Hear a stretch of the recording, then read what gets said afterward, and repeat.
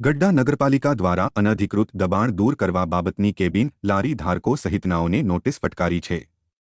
7 દિવસનો સમય આપીને અનધિકૃત દબાણકર્તાઓને નોટિસ ફટકારી છે। બોટાદ જિલ્લાના ગઢડા નગરપાલિકા દ્વારા અનધિકૃત દબાણકર્તાઓ સામે લાલ આંખ કરી છે।